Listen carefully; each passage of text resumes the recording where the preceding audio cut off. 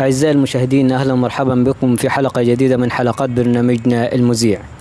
النهاردة معانا موهبة فريدة من نوعها من محافظة سوهاج. نتعرف عليك.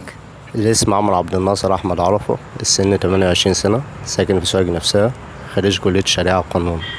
احنا دايما برنامجنا بيلقي الضوء على المواهب الشابة اللي هي بتفرح، ودايما بنقول ان دايما صعيد مصر ولاد بالمواهب. فاحنا سمعنا صوتك، فاحنا عايزين بقى تقدم لنا ايه النهارده بقى؟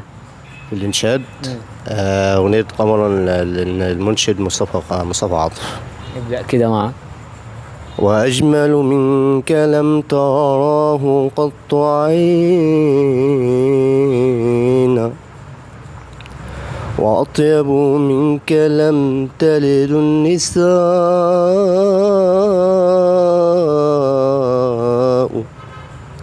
خلقت مبرأ من كل عيب، كأنك قد خلقت كما تشاء.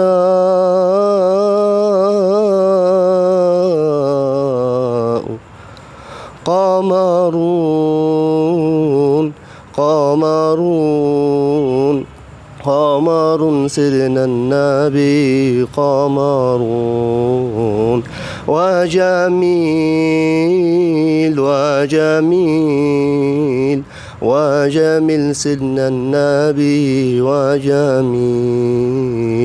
قمرون قمرون قمر سيدنا النبي، قمرون وجميل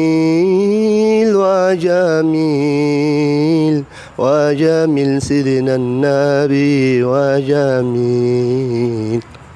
وكف المصطفى كالورد نادي، الله الله، وعطرها يبقى إذا مست أيادي، الله الله.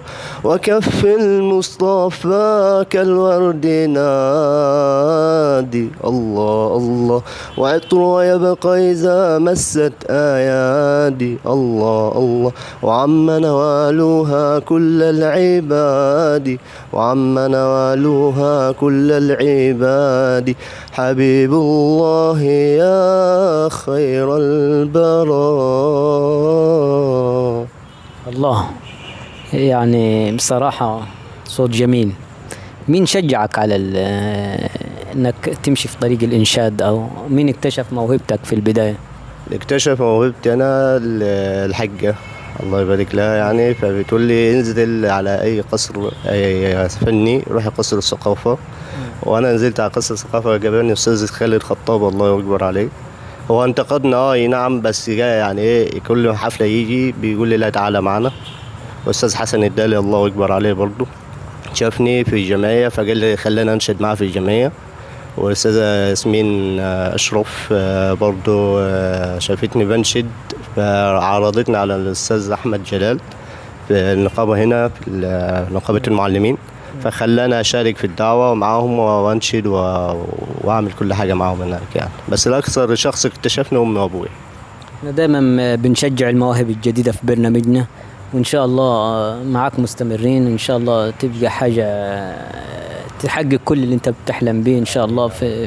ودايما بنقول في برنامجنا تنمية المواهب في الصعيد بشكل خاص، وفي صعيدنا بشكل عام. ما تنسوش تدعمونا بالاشتراك في القناة. معكم الإعلامي أحمد العبادي.